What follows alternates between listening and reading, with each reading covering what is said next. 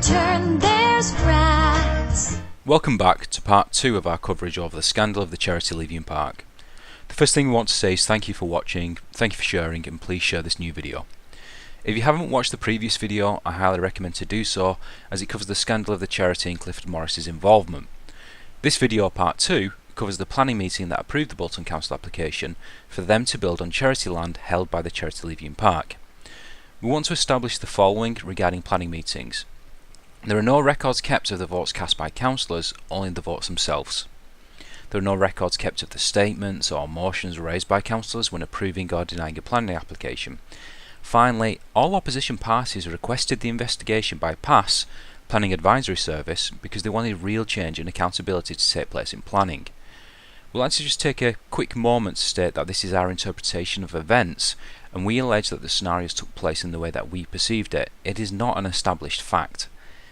We'll start by looking at the application submitted by Bolton Council to Bolton Council for the cycle track. This is the real application they submitted. Applicant's name, Mr. Performance Planning and Resources, Children's Services Department of People. That's one hell of a name. Well, moving on, mistakes happen, even with serious legal forms that aim to spend £800,000 of taxpayers' money. Agent of the application's name is really important, as it allows the public a contactee at Bolton Council so they can ask questions or query issues of the application. So their name is Sport and Active Living Children's Services Department, and the gender neutral, which is really progressive for Bolton Council. Oh look, they give us a generic email for the entire department. Wonderful.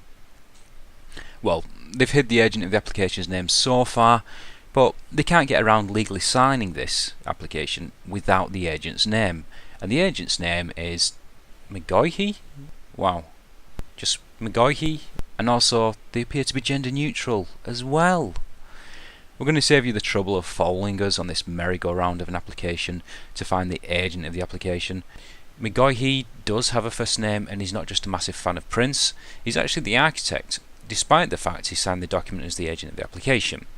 In fact, the supposed real agent, who we later found out was Chris MacGyver, his name is not mentioned once in the application.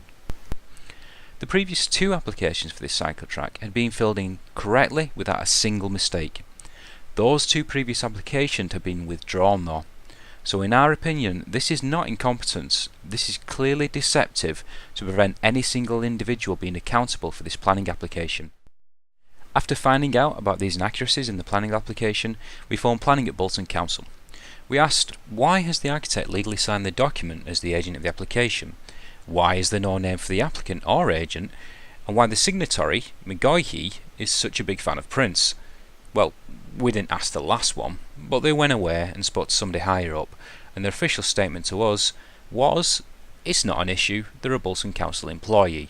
Apparently at Bolton Council, an application to spend £800,000 can be signed by anybody at Bolton Council if they're an employee, which probably explains why the former chief executive received a £90,000 payoff.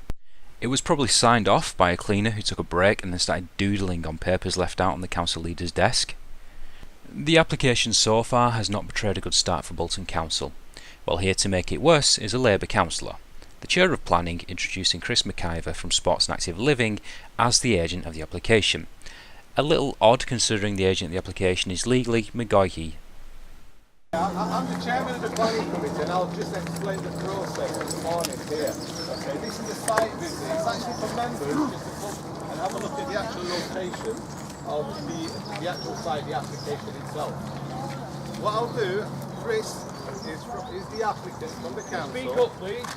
Chris, the applicant from the council. In fact, that's supposed to come forward, this is Mr. Chris MacGyver.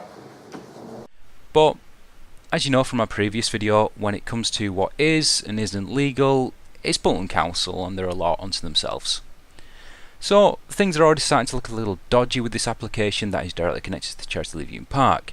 The situation for Labour is not good, and it could only look worse if there was a connection of the planning application to a Labour Party member, which of course there is.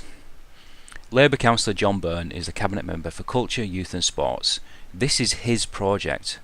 He's also an avid cyclist, as stated by the Bolton News, and it's been built in his ward of Breitmont. Well, with those connections of this application, Thankfully, rest assured that Labour would never do anything to not appear impartial over such a sensitive planning application as this. You know where I'm going with this. They share the support petition for the cycle track on their official Bolton Labour Facebook page and ask people to sign it while ignoring the objection petition. How's that for impartial? So finally, we can watch the planning meeting take place. As we started to set up the camera, the majority of the Labour councillors have already taken their usual seating location. But then we noticed a councillor who isn't a cabinet member, for planning, or involved in any process of the planning meetings. Oh look, it's Council Leader Clifford Morris. It's not a crime for him to attend, I think. He doesn't appear to be interfering in planning from the footage we captured, he just seems to be wandering in about. Unfortunately, somebody blocked the camera and the angle of view was quite poor, so we moved the camera close to the edge of the public gallery to get a better shot. However, once we did find a better recording angle, something strange had happened. Nearly all the Labour councillors have moved seats. At the time, I couldn't figure out why they moved from their usual seating location or who told them to move. So we reviewed the footage once we got back and we noticed something. See if you can spot it. Let's zoom in.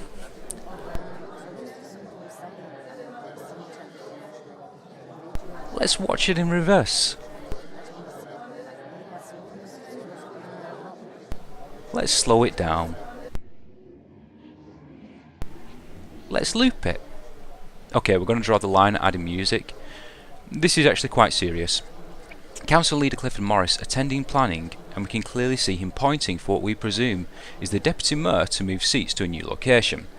Remember, there are no records on how councillors vote, and the new location of seating means that it is very hard for the public gallery to be able to see how Labour will vote on this planning application. This, in our opinion, is a clear attempt by Council Leader Morris to interfere in planning by actually hiding his councillors from public view. If anybody doubts what we're alleged here, attend the public gallery, check it out for yourself. This is not looking good for Labour, and this is before we've even started the meeting. Once the meeting started, there was yet another dodgy occurrence that took place at the planning meeting. 3 Labour councillors sat on planning from the same ward that approved this application. If that's not unfair representation from a single ward and a bias in the voting process, what is? For the record, it was Tongue with the Hoff, Labour councillor Nick Peel, Martin Donoghue and Elaine Sherrington. In one of our older videos, we've shown you how Labour votes on vested interest projects in planning. If you've forgotten how it looks like this. This was the voting by Labour on the Leverhulme Park Cycle Track. That's bad enough, but the serious failing in planning was not committed by any councillor. The serious failing was an inevitable mistake because Bolton Council does not record the votes that are being cast.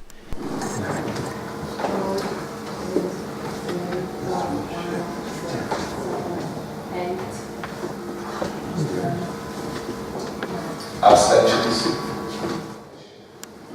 When the votes had been counted against the application, Councillor Debbie Newalls was counted twice, aka Debbie 2 votes, which wasn't her fault, and opposition councillors have done nothing wrong here, but this highlights that if it happened here, how often has it happened by mistake before?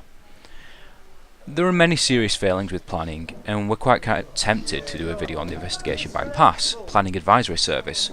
However, we are waiting for their reports, and if that is a perceived whitewash, we will tear it apart piece by piece. So if PASS happens to watch this video, I really hope for your organisation's sake, your report tackles the issues in planning. Ultimately, there are only 3 real ways to force Bolton Council, specifically Labour councillors, to become accountable to their constituents. The first way, hurt their ego by sharing this video. The more people that see this and understand how Labour operate in Bolton, the less likely Labour councillors are to repeat their actions. The second way, to threaten their removal as a councillor in 2018 by voting for any opposition party that has the highest seats next to Labour. The third way, raise an official complaint.